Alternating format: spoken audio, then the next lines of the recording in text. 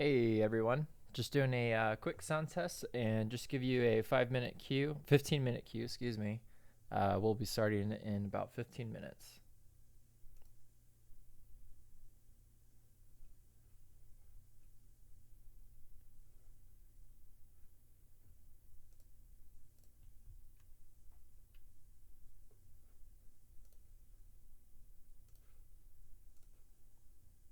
Testing 1 2 3, testing 1 2 3.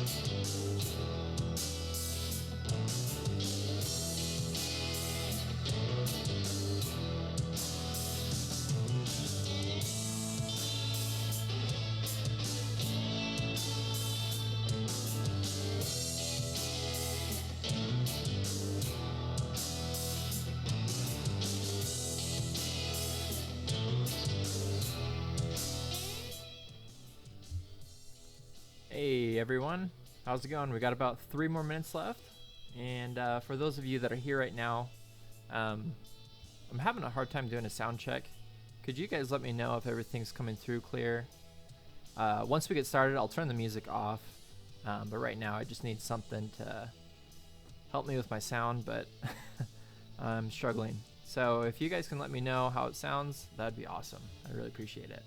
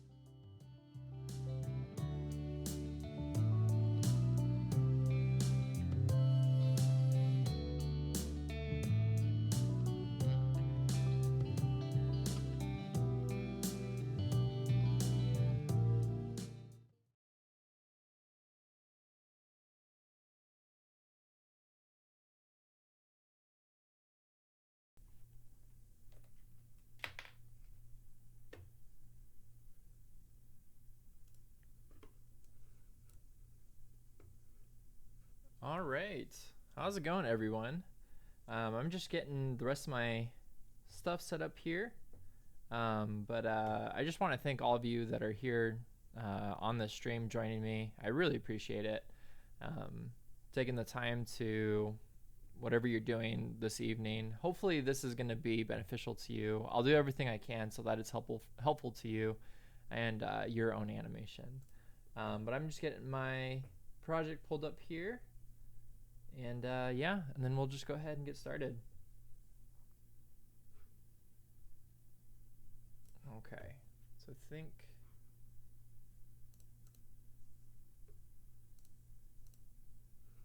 we're pretty good here. All right, awesome. So here is the project that I have set up here.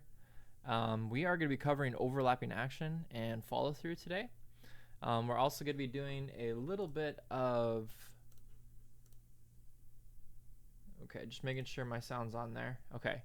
And we're also going to be doing a little bit of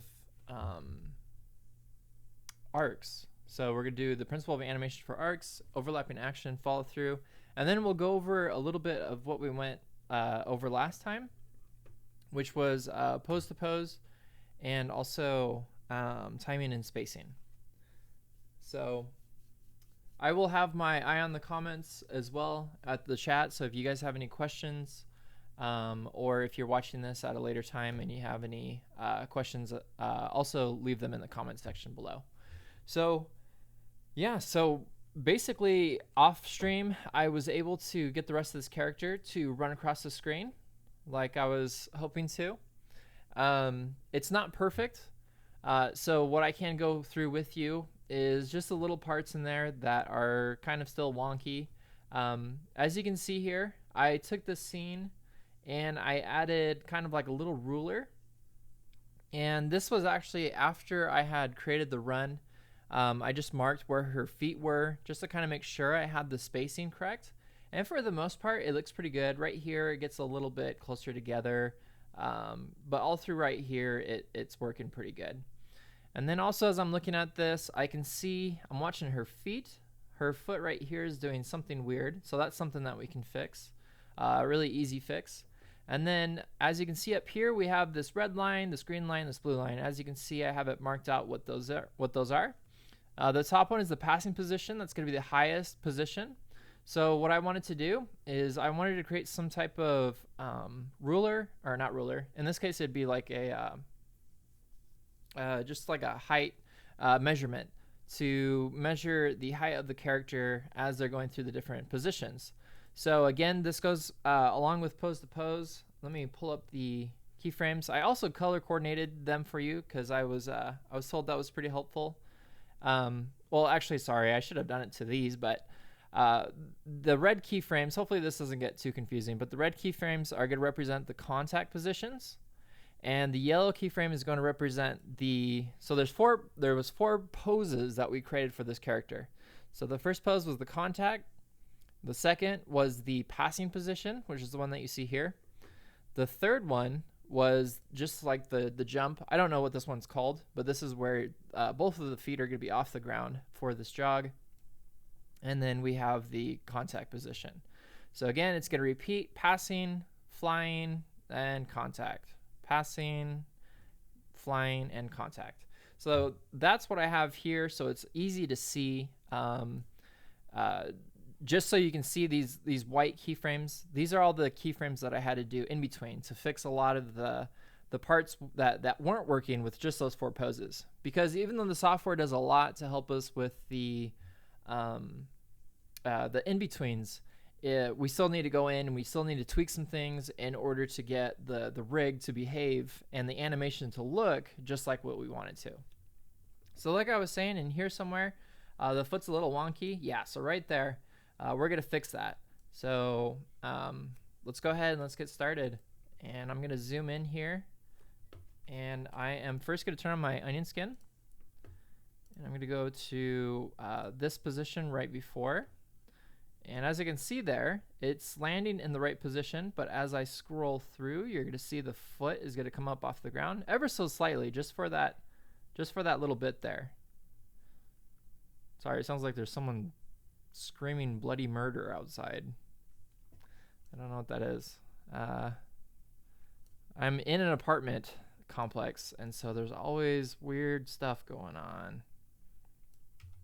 Just the other day we had a shooting, so that was cool. So other than that, I think everything's fine out there. But the foot right here, we have it going down into the ground a little bit. Again, just an easy fix, just a matter of just pulling it up ever so slightly. And yeah, so you'll have little motions like that, but on quick actions, it all depends on how much time you want to take to fix those. But in this case, with her foot there, all I had to do was just nudge a few of those keyframes, just do a little bit of the in-betweens myself, and we're good to go again. And something else that I want to go over is I was, as you kind of know, on the last stream, I was struggling a little bit because we had I just started learning how to do this jog animation. And so I was trying to figure out, okay, how do I get it to look more like the reference that we were using? Which, by the way, I don't have pulled up, unfortunately. So we're going to start kind of doing this on our own. But what I wanted to show you is watch what happens when I take these little handy keyframes that I created right here out. So this, again, this is another in-between that I did, and you'll see what it does exactly. So if I go ahead and I delete that, now watch what happens to her foot. So I'm gonna go ahead and I'm gonna redo it. So undo it so it's there, and I'm gonna delete it again. Oops. Let's make sure we're not deleting bones. Okay, so do you see what's happening there? So her foot is coming off of the ground much sooner than I would want it to. And what that does is it creates this weird floaty type of motion. The foot doesn't look like it's kicking the character off of the ground so that she can go into her leap or into her jog. It's just floating. And that's why we were getting that weird, I'm doing my things with my hands again, but that's why we were doing that weird little like sneak run thing across the screen. But when I went in there and I kept the foot, in between those keyframes, I kept that foot closer to the ground. Let's move those rulers out of the way. What layer is that on? Oh, it's called layer 7. Okay, so when I kept that foot on the ground, and as you can see there, it kind of goes through the ground. So again, I can go in and I can finesse this a little bit. Go into the keyframe here, pull that back a little bit so it's a little bit more even, right? So this part right here, I have it on the ground. So what this does, and what's pretty cool, is as it gets to this next pose here, it actually looks like she's pushing off with her foot. And I can actually make that look a little bit better by simply just taking that foot and just pointing it back towards her toe where her foot left off there. And again, I can point it back towards her toe. So you get that type of motion that looks like she's kicking her feet up off the ground.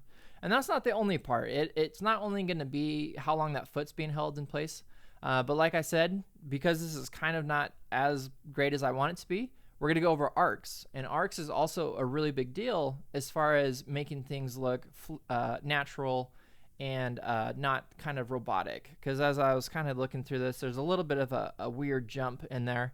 And so that's when we'll get into arcs using paths to fix that. So let's go ahead and do that first, because I don't think the arc part is going to take that long. And then we'll hop into the overlapping action for her arms, for her hair, for her head, for her body. And we'll get into that part of it to make this character look more organic, look more real. I haven't taken a look at the comments at the chat here, so let me just take a look, see if you guys have any questions. Ahmed asked, do you use bounce keys on the arms, or is it all hand rigged? It's all hand rigged, and that's what I'm gonna go over as well. So for tails and things like that, I don't use any bone dynamics, and I don't use any bone bounce keyframes.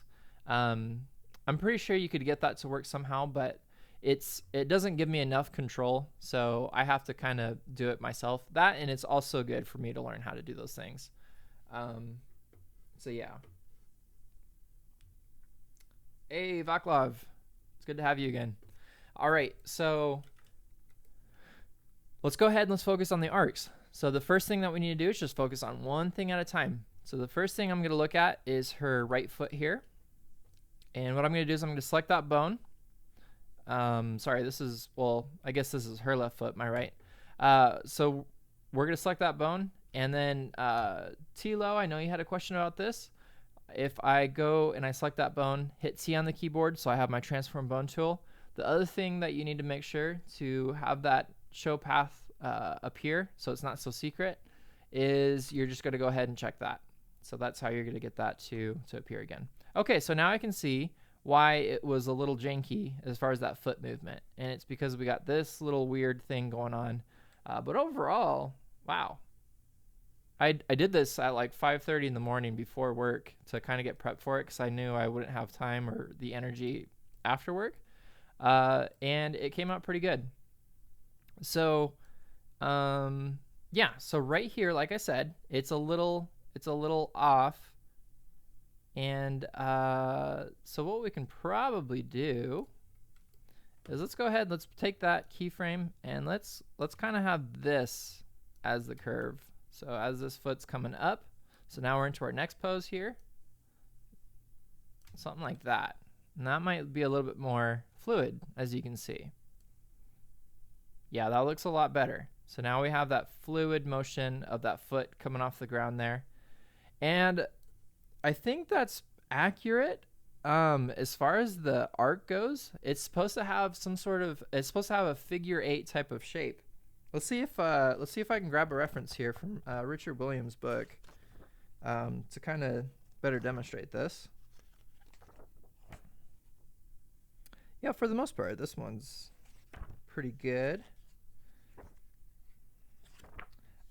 I don't know if I did see one here in the book, but yeah. So let's just use this one. So I'm going to switch my screen.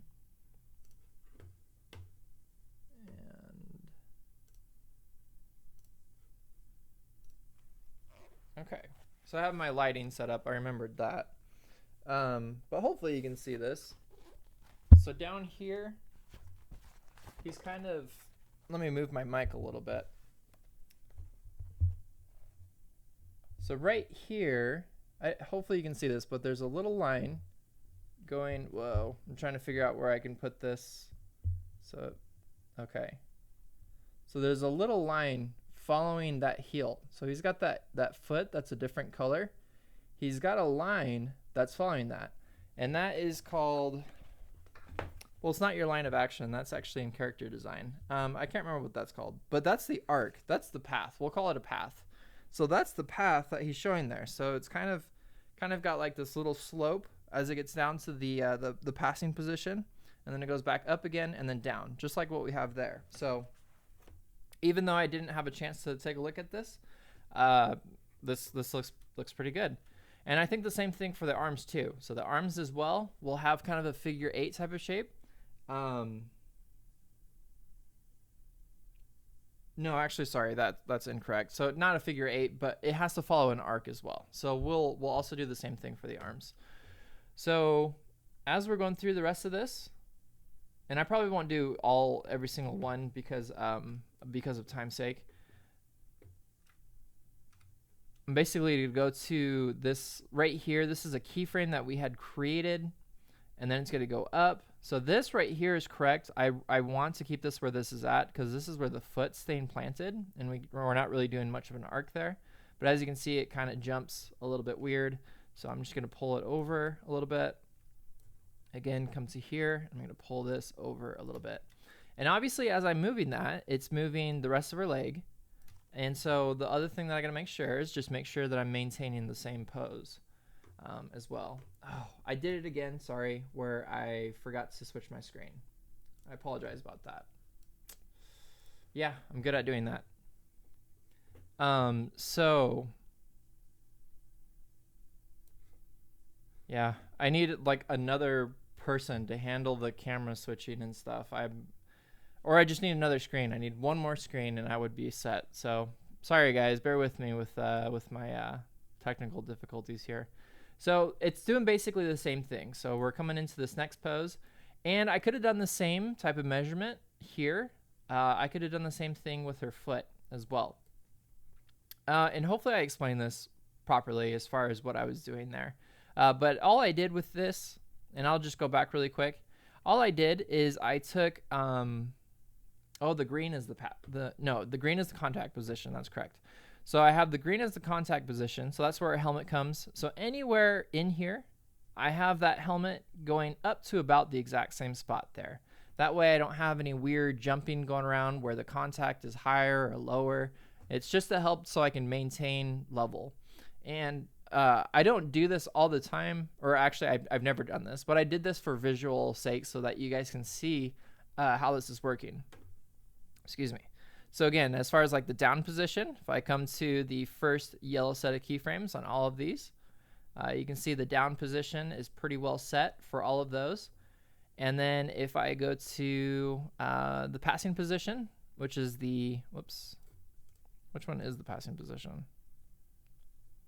Oh, I called it the passing position, but it's actually this flying position. We'll just call it a passing position.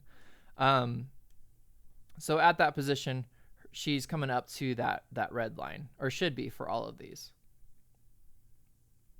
Again, it was early morning. I didn't really have a chance to check everything, but that looks pretty good as well. So yeah, so that was that. If I didn't give a good description as far as what I was doing there. And okay, so back to where we were here. We're gonna go ahead and we're gonna move that down. So now we got this nicer curve. This one looks a little bit weird. So it looks like she's gonna fall into that position and then it's gonna fall backwards. And that's okay. Because her foot wouldn't slide forward or anything. Again, it depends on the surface. If I was having her run on ice, then yes, her foot would slide forward. But that looks right. And then her foot's going to come up. That looks good. Nice and smooth. Arcs are pretty good there. And then, obviously, I think I just ran out of time or something because this whole back end right here is kind of a mess. But same thing. I'm trying to find where that Oh, it's right here. Whoops. So right here at this yellow keyframe for the up position is where I would just smooth that out. So I would do that with both feet. I'm not going to do that now because unfortunately I don't think we have enough time to do that for all the body parts, unless I just covered arcing in this live stream, which I might do. So actually, you know what? Let's take a little quick look at the other foot here.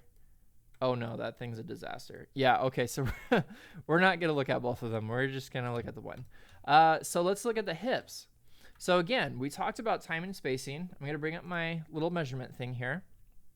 So this is a really good way to not only see, so the timing again is gonna be down here in your keyframes, but this isn't only gonna be a good way to see arcs and things like that, but this is a good way to see your timing and spacing. So right here, I can see, for example, that this is closer as far as the spacing than this. So I would need to correct that unless it was intentional. Obviously, when the character is slowing down, the spacing is going to get a lot closer together.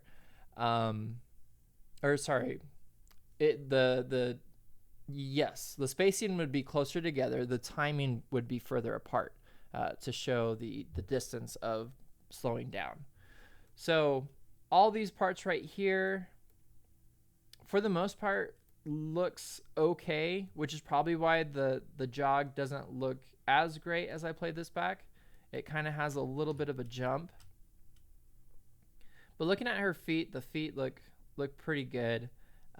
She just has kind of a very unnatural up and down, and unfortunately that's just due to the possible spacing as well. But if I go ahead and I bring that back up, looking at the arcs, we can, however, fix that pretty quickly. And, well, actually, you know what? I think I already kind of did it. So unfortunately, this arc part as well is going to be the spacing as well, where I'm putting the character. And I don't really want to mess with that because we actually have, and I didn't know this, but I actually kind of already did a little bit of the arcing, making that easier for myself simply by creating this little guideline as far as how high she's going. So if you're just getting started with this, I would suggest doing that. All I did is I just took the first position and I said, okay, that first position is going to be my contact position. So I drew out a line for that grain. And then I came to this position and I was like, okay, so that's going to be my down position. So I drew out a line for that blue, and so on and so forth, as you pretty much understand. And then for this down here, again, it was the same thing. I just drew out the lines where her feet were, and then I separated these out so that they were more evenly spaced besides this one. And then I went back and I fixed my character a little bit. And that's not something you really want to do like in like after you had done your animation. That's something you want to do during, is keep in mind your timing and your spacing, like we talked about in the previous stream, because it's really important. Okay, so I think we did a good enough overview over timing and spacing and posing and everything. So let's move back to our arcs and let's go back to the arms here. And actually, you know what? I'm trying to think for the arm.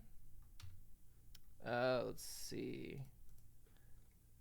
For some reason, it's not giving me a... Okay, so there's that one. Okay, so I'm not getting a path. So this is a little bit different. I forgot that I couldn't get a path for the arms.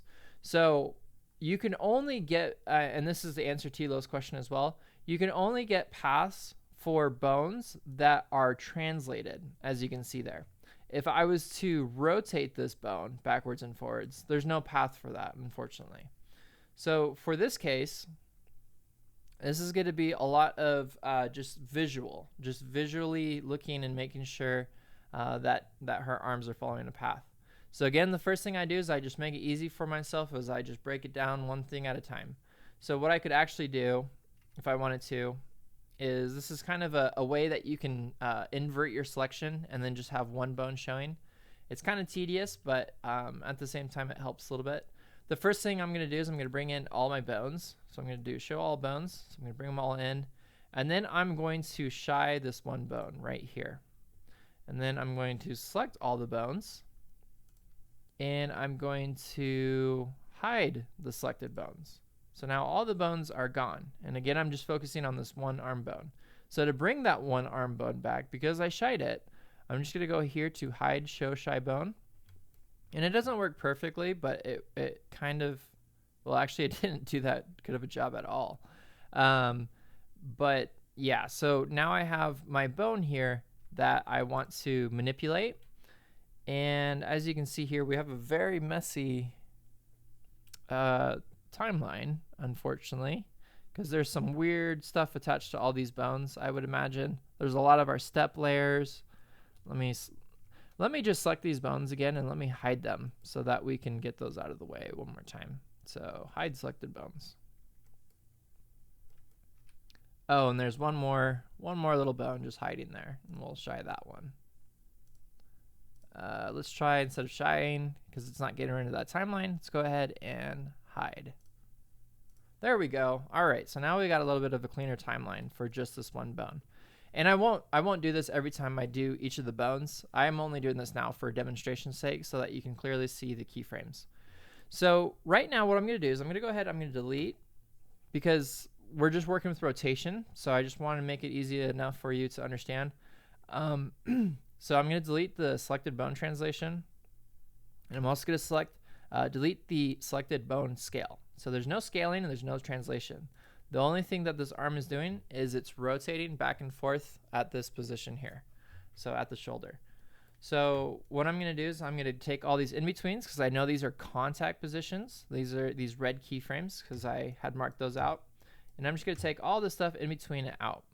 And so what this should do is it should maintain exactly what it was doing before, as far as going back and forth, okay? But let's see if I can do this. I'm trying to think. I don't think you can, no, you can't pause bone animation. I wanted to just show this one arm and what it was doing, and I'm trying to think of how the best way I could do that without it moving. But it's a little bit difficult.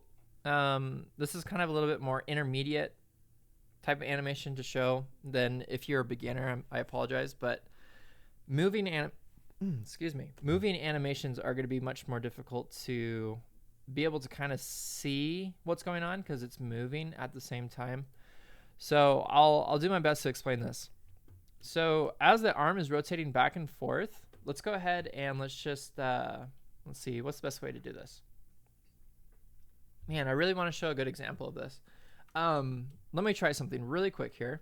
What I'm going to do is I'm going to create a new, I'm going to go back to frame 0. I'm going to create a new bone layer,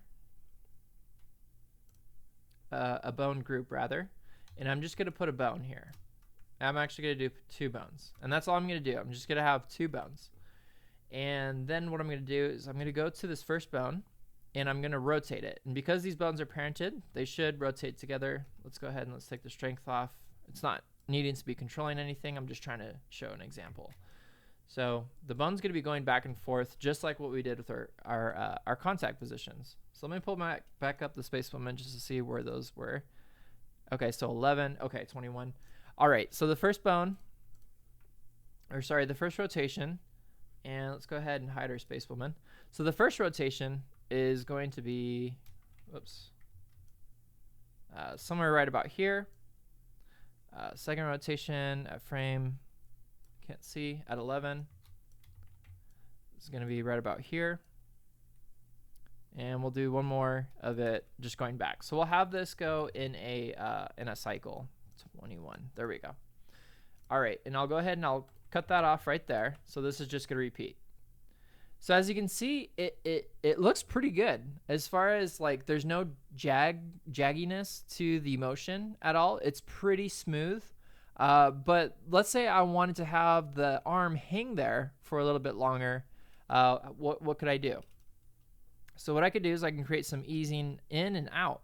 And the best way that I found out to do this, or figured out to do this, is to go out about 2 to 3 frames and take and copy your first position that you want to ease out of and ease into. So I'll show you what I mean. So I'm going to go ahead, I'm going to go about 2, let's just do 2 frames for now. And I'm going to copy that same position. So it's going to be holding these for 2 frames at that same position. However, let's do 3.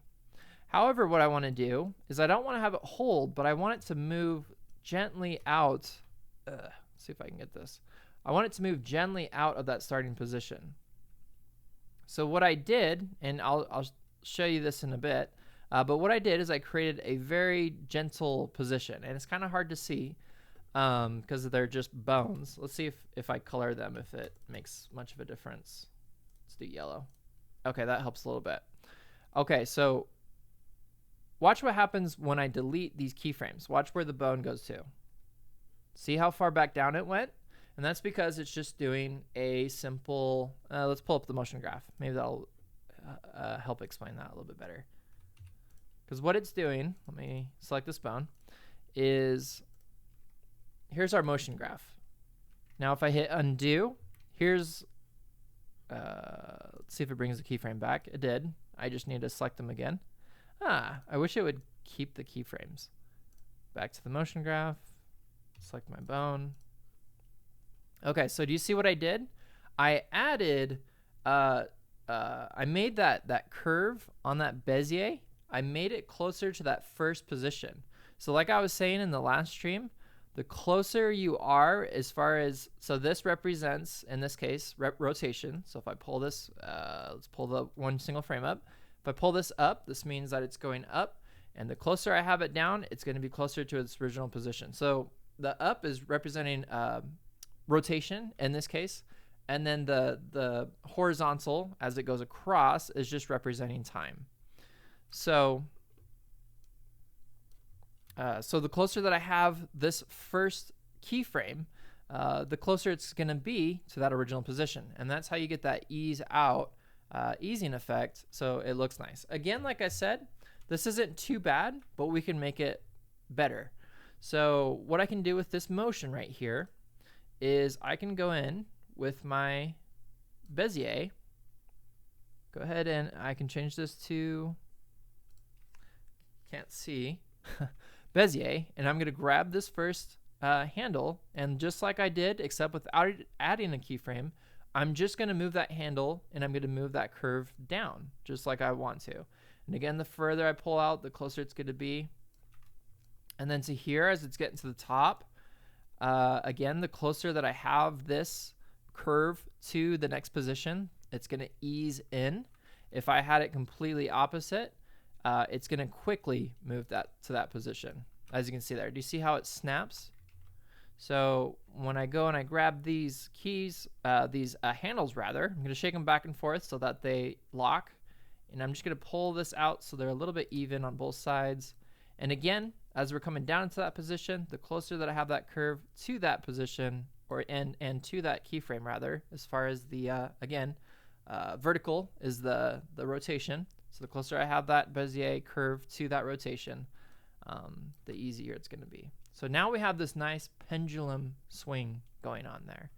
What we had before was not as nice, but that's smooth. Smooth does a pretty good job, but as you can see there, it's still a little bit jagged as it goes forth, back and forth. See the difference there? So hopefully that makes sense for those of you that are watching. Yeah, so Tilo asks, is that called bone breaking? As far as the bone breaking, that's actually more of a stylized, cartoonish type of feel, I would say.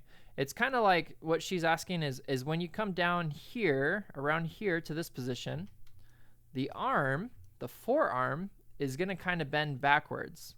And again, I don't know what this is going to look like. Yeah, I figured because I have my keyframes set differently. But if I go ahead, move this back to smooth, and I think I had, yeah, so I have a keyframe there. Let me just clean this up really quick, and then I'll demonstrate, Tilo, what you're asking there. So right here, so the arm's gonna come down, and then it's gonna, I deleted the rotation by accident, but then it should go up.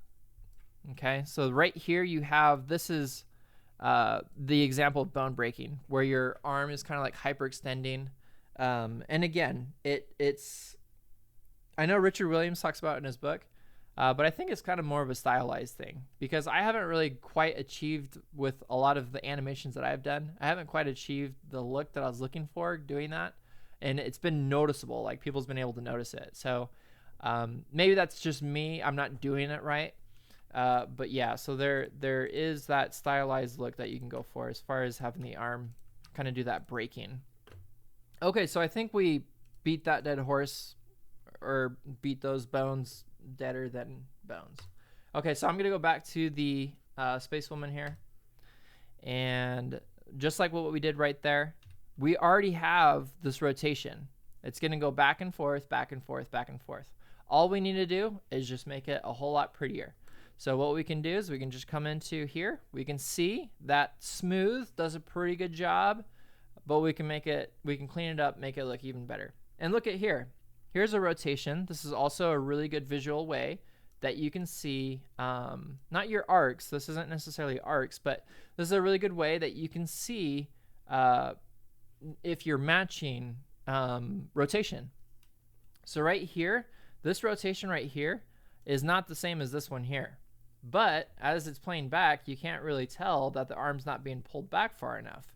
That was just me quickly making poses and not really paying attention to what I was doing. So as you can see here, everything is kind of coming out to about a little bit below. Again, it's not very accurate. It's kind of hard to use this graph. It's not quite up to par as where it should be compared to something like After Effects. But holding down Shift and pulling down, whoops, let's just pull down the one, pulling down that bone, as you can see there, you can see the rotation. It's gonna fix that just a little bit. And as far as the position where it's going up, everything looks pretty good there. Okay, so now what I'm gonna do is I am going to select all of those keyframes. I'm gonna right click, I'm gonna go to Bezier. And also, if this doesn't really click for you guys too, I do have a tutorial covering this as well, Bezier, how it all works, showing much simpler examples. So if this is kind of going over your head, I apologize. Go back and watch that tutorial and then come back to this, and hopefully it'll make sense. But a lot of it's just practicing as well, because it does take a little bit to understand. Take a little while to understand, rather. Okay, so I'm trying to get that other one to snap there, and it's not really snapping together. And sometimes it does that. Oh, there it goes. Okay.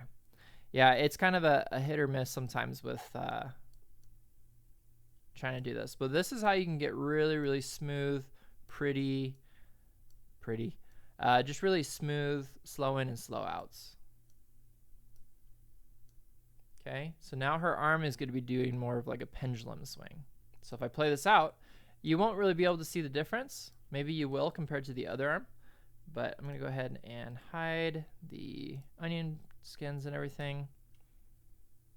And see how it's a little bit of a smoother flow for her arm there. All right, so I think as far as the arcs go and everything, and this is, what would this be? This was kind of getting into overlapping action. I think it's overlapping action. Follow through. Yeah, this is overlapping action. This is where the body, I don't really know how to describe it, but this was an example of overlapping action that I just showed. I'm a little brain dead right now to come up with a definition. But basically it's like like for the shoulder. Well, actually, okay, so that wasn't an exact demonstration of overlapping action. The overlapping action would actually take place if her arm was trailing slightly behind, or yeah. So let's work with her forearm really quick here to give another example. I don't know where all these keyframes are coming from. There's a bone in here that I didn't have. Oh, I think it's this belt bone. Hide. I'm just gonna delete that belt bone. I don't need that bone. Okay, there's one more. Dang it. Let me find this culprit. There it is. It's these legs. All right, so I'm gonna hide these legs. Hide selected bones. There we go. All right, so now we're back to a clean work space there. Okay, so for her arms then. So her arms, we don't want to keep the forearm straight. So what we're going to do is we're going to add the overlapping action where the shoulder is going to lead, and then the forearm, and then if we wanted to, we could do the hand. And that's going to be an example of overlapping action. The follow through is when the motion stops and then other parts snap, like, or not snap, but are still moving. So the main, what's the word? So her body. So her body stops and her hair moves. So like, let's say she comes to a sudden stop and the rest of her body still kind of follows through. That is the overlapping action. The rest of her body moves forward. That's the overlapping action. And then her hair and everything, all of the, like if it was a character with a tail, that'd be the follow through. It's really weird. It sounds, unless I got the definition wrong, and I've fact checked this, like with 10 different animation sites, you would think the overlapping action is when the hair and the things like that are moving after the action. But for some reason, it's not. That's the follow through. The overlapping action is the one that I gave of the arms that we're going to do right now. So to do that, what I'm going to do is I first need to figure out, okay, where did I want those poses to be for the most part? So this, I'm trying to think of an example. So this one right here, this forearm, same type of thing as we're having it. Let's see, I'm trying to think if this forearm is going to be a good example for this. Probably not, because we can have that straight. Yeah, I don't want to use that as an example. That's going to be kind of difficult to show in motion. It won't be worth it. So let's go ahead and let's work with the hair. So her hair, I'm trying to, bear with me just a moment. I'm just trying to think which one's going to be best to show visually so you guys can see what's going on. I think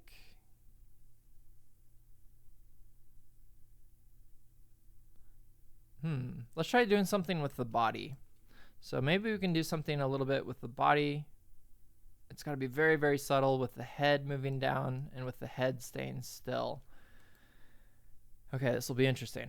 All right, so what I'm going to do is I'm going to first, this would actually have been done in my poses, but I didn't do anything with the head and the body as I was setting up the pose. I was just doing a really quick focus on the arms and on the legs. So we're going to be doing a little bit of going back to pose a little bit here as I go ahead and I fix this really quick.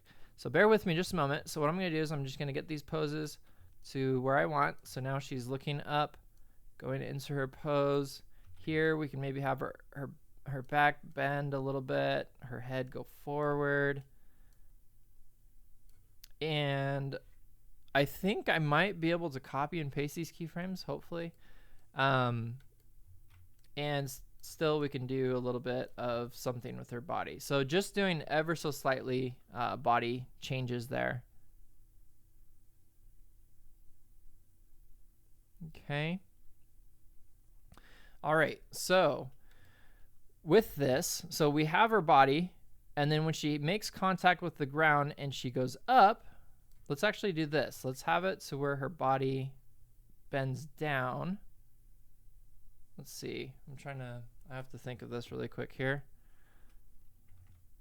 So I want to do, it would be after the fact. So her head, okay, I think the best one that I want to show, sorry, I am trying to think of the best examples to show, will be the hair for sure. Okay, so on the down position, so as she's going down, her hair is actually going to be going up at this point. It's kind of opposite than what you think. So I'll show you an example. So her hair is actually going to go up as she's going down. Her hair isn't going to go down with her body because her hair is that's where we're talking about overlapping action. Her hair is overlapping. So the body's going down and then her hair is going to follow. And then as she goes up, her hair is going to go down. So hopefully that makes sense. But it's also in the timing. So if I don't time this right, it might look weird. It could go like as she's going down, either the hair is going down with her, or as she's going up, it's just like even, and that's called twinning. And you don't want to do that. You want to be able to offset it just enough so that it makes sense. So again, with the hair, this first position always throws me through a loop, so I'm just going to leave it at that. I don't really know what to do with that part. The hair, probably right about here. Let's make sure that there's no other keyframes for these. Okay, so there's no keyframes for the hair. So the hair is going to go down. Okay, so now she's jumping up, and her hair is going to straighten out. And then she's going to get to the peak of her jump. And still, I don't want the hair to fly out like you think it would when it reaches the peak. It's going to be a little bit after is when her hair will start to kind of catch up with her body. But because we have an animation software that does the in-betweens for us, I'm just going to do it back on the main pose. So just like what we had here, the hair is going to fly out. It's going to go up. And then as we go and we land, the hair is going to be flying out in different directions. And hopefully this is going to be visual enough. If not, I might need to add a head bobber there, something else in there so that you can see it better. But again, hair is going to be going straight.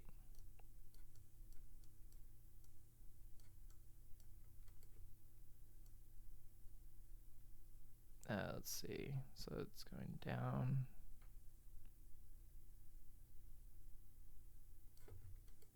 Again, hair is going up. Okay, so if I did that right, I just did that really quick here without looking at it, but oh, you can't see it. Yeah, see, this is kind of a difficult one to show all that stuff, but her hair is black, so that doesn't really help. Yeah. Okay, so I haven't got to this part yet. Again, like I said, I've been creating all this stuff live with you. So let's do this. Rather than going up and down, we'll have our hair moving left to right. So right about here, you'll be able to see it more. Her hair, oops, we can have it flip back the other way. So it's gonna look kind of weird, but let's see. I think there's a keyframe in there that I don't want. So that there, yeah. So I'm gonna select all these bones and delete that. So that's the rotation. Let's go from here. I think there's, let me play back the animation again really quick.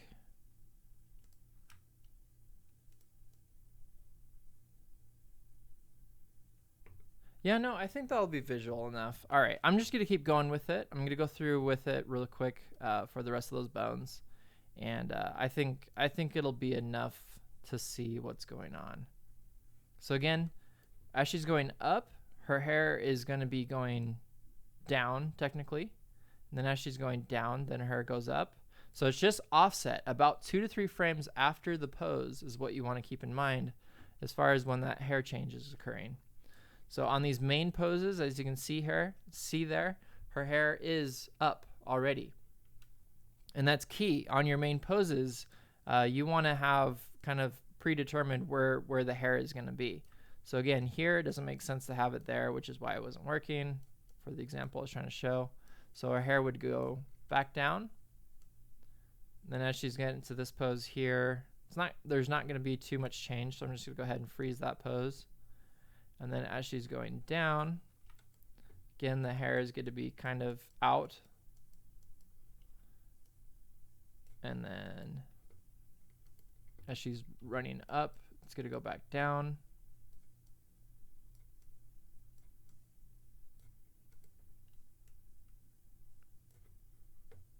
And then I can still have it just traveling a little bit. Oops, not moving her neck yet.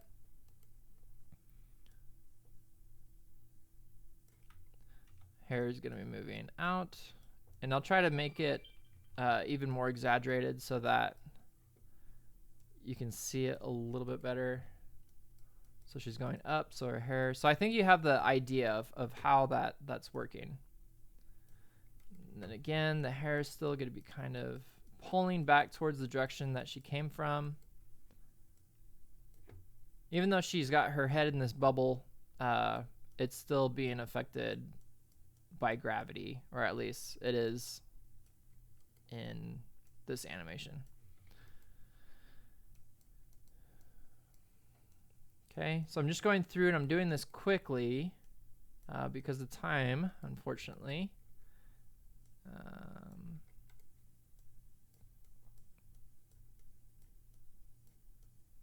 So technically, between here, whoops, let's click off that. So between here and here, I actually didn't need that second position because her hair is just pulling from this position, then going from this position. But to get it to, if I wanted to go quicker, so I wanted her hair to get to this position quicker and then kind of float to this position. Like these two frames really aren't making that much of a difference. But in terms of timing, as far as how fast the hair is moving, it does make a difference. And then as we go back down to where she's landing,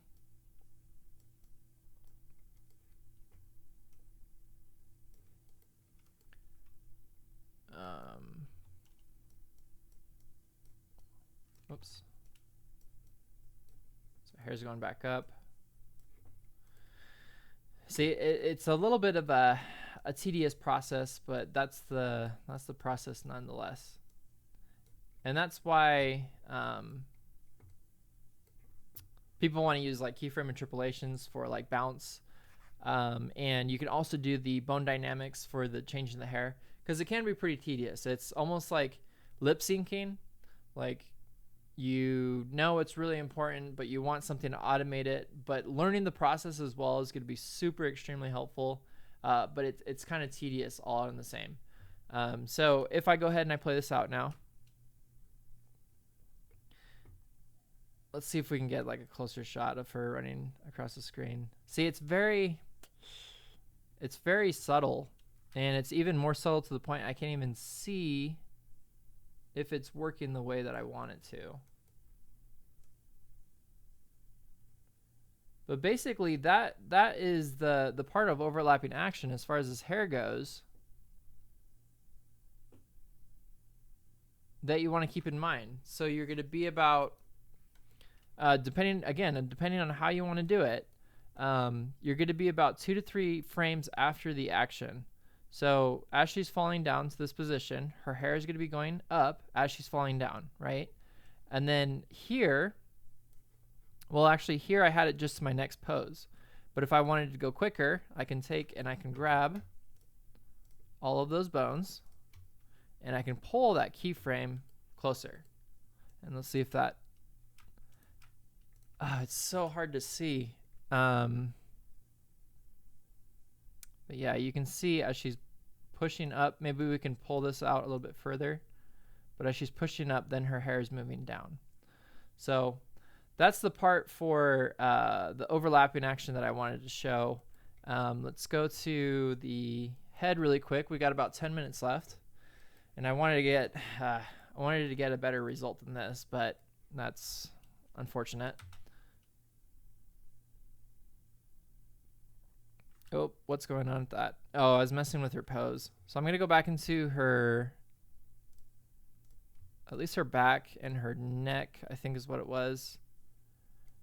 And maybe it wasn't the neck. Maybe it was just, oh, that was the root bone. So the lower portion of the back and the neck right there. And I'm actually just going to delete those because I don't think I really had any poses created. I think it just kind of followed the same thing. The head stayed the same.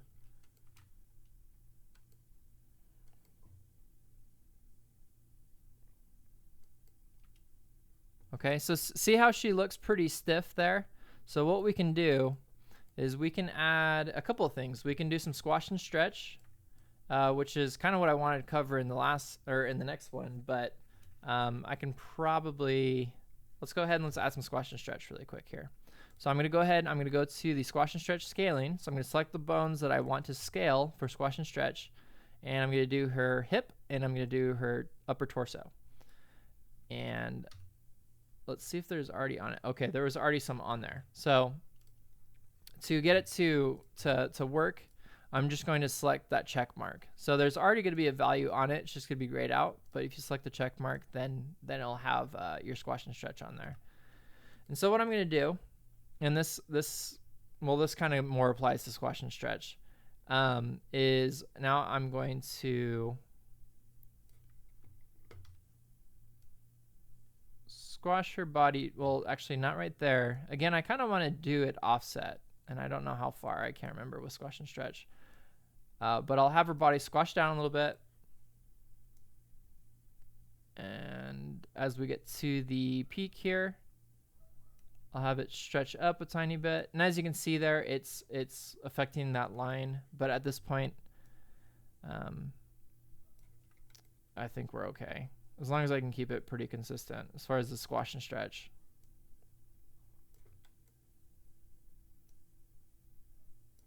Again, unfortunately, this wasn't a good example. A good example for like overlapping action, and I have it in my course, is like bunny ears. Like a rabbit jumping up and down in the ears. That's a perfect one to use, which is why I didn't use this one for overlapping action. Let's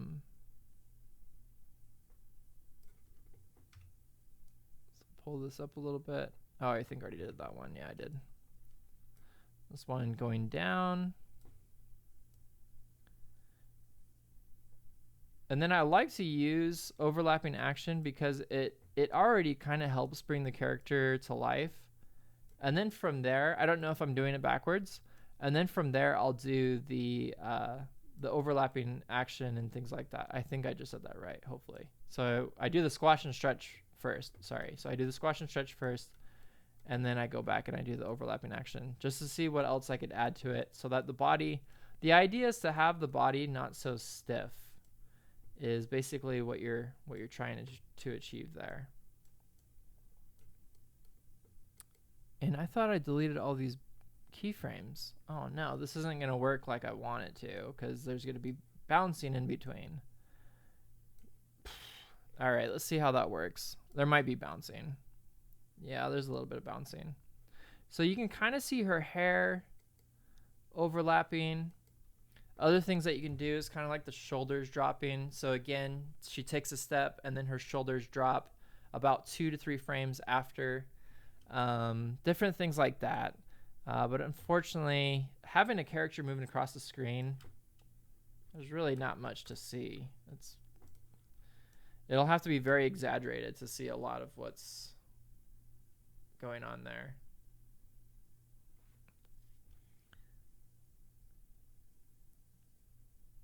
Yeah. And unfortunately, we just kind of ran out of time as well as far as getting to all the parts that I had planned that we could have gotten to. So this is kind of a half-completed character. We probably have some arcs that are off a little bit. We probably have rotation on the other arm. I know we didn't get to that. So things might be a little wonky. Again, as far as the body, let's try this. Let's go with the body going down. Let's try to get a little bit of positioning in there. Oops, I keep on doing that. Dang it. Let me grab that rotation for those 2 bones.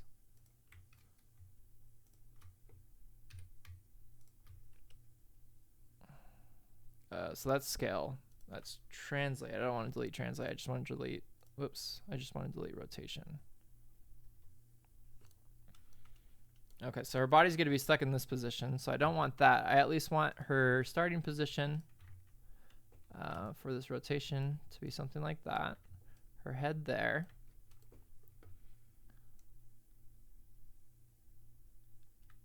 And then what I can do, probably just a frame after, and we'll see what this looks like. You can't really know until you test it out. What is this? Oh, that's for the head. Okay.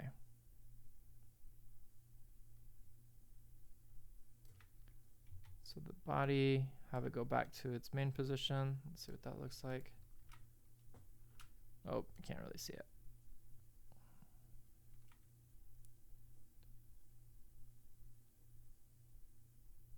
So again, you have your action, and then about 2 to 3 keyframes after, I'll have that go down. Oh man, that's not,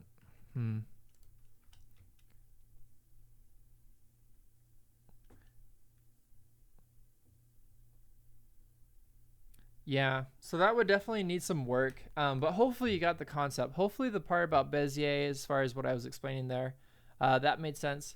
As far as like overlapping action, like I said, I have a much better example that I should have just went with that I didn't really think about. But I'll pull it up here. I don't know if this has all of my... Probably doesn't. Appeal, ball practice, squash stretch, animating. Where did I have that? Is this what I'm doing right now? 810? Yeah, it is. Let me pull up the character here that I was... Oh, these are videos. What in the world? Where did I put all my stuff? Timing chart. 1s and 2s. Slow and slow out staging. Well, I don't really... I think this might be one of the characters. Nope, that's the ball. If I could, I would want to just show you just a really quick example. So this is arcs. That's all right. If I can't find it, we're pretty much close to wrapping up here. Pose to pose, anticipation. Did I save it in the right thing here? I don't know. That's unfortunate. I do not know where half my stuff is right now, which is kind of a bummer. I don't know why it's not pulling up my projects. Let's see. Let me just check one more thing here. Okay, blue rabbit. This one might have it. Rabbit, orange rabbit, test. Let's see if this is it. Okay. So this would have been a much better example, and this is the one that I use in the course. I just can't find the practice file that I used it for. But this is what I would have showed you as far as the squash and stretch and the overlapping action. So here you can see much clearer. So here the character is going to be looping. So he goes to he's kind of just squashing down right there. And then as he's going up, you can see that as he's pushing the ears, well, actually that's kind of a little off, but the ears are already moving, but the body would move up, then the ears would follow. And again, I'm keeping in mind arcs and everything as this is playing through. And then as he reaches the top, his ears then start to catch up. So they're not going up as he's up at the top. So this would be the next position technically. And then a little bit after that, like I said, again, depending on how quick of you want that overlapping action to occur, it's usually about 2 to 3 frames, 3 to 5 frames, I think is what it was. So this is kind of what's going on, except this one's a little bit slower because what I wanted to do is kind of give him some hang time in the air and then have his ears slowly follow after. So again, unfortunately, this the stream part, as far as like what I wanted to show live for overlapping action and everything, didn't quite turn out the way that I wanted it to, which is unfortunate, but understandable. So what you can do is in the link in the description of the video, if you go down in the description, I have the course that I'm teaching. And right now you can pre-order the course. I am going over all these principles and everything on Fridays and Saturdays and Sundays is when I record all this. So I'm fresh, relaxed, not straight off of work trying to put a stream together. But unfortunately, yeah, that's just how it goes. But in that course, if you pre-order it, you can definitely get a lot more understanding. The videos are a lot more concise and to the point. and a lot more better examples. I thought this one would have worked, but unfortunately it didn't quite work. So I'll think of new material. All this stuff that I wanted to do this week was kind of spur of the moment. I was thinking, you know what, I just want to get something done during the weekday. I don't want to just go home and crash. So I figured, hey, I'll just stream the whole process and hopefully someone will get something out of it. So hopefully you did. Hopefully you enjoyed the stream. Looks like we got a few people that still stuck around, but yeah, thank you to everyone who has who has joined. If you have any questions regarding this video, I'll stick around after for a little bit, for about 10 minutes after the stream is over, and answer your questions in the chat. And yeah, if you want to leave a question on the video later on, you can do that once the video is up and live on my channel. So again, I want to appreciate everyone, all your time for joining me. Hopefully, again, this was helpful. Unfortunately, I thought I had everything planned out as far as 5 o'clock this morning, but yeah, sometimes things don't go to plan. So nevertheless, I hope you enjoyed it. I again thank you so much for watching, and I will see you guys next time.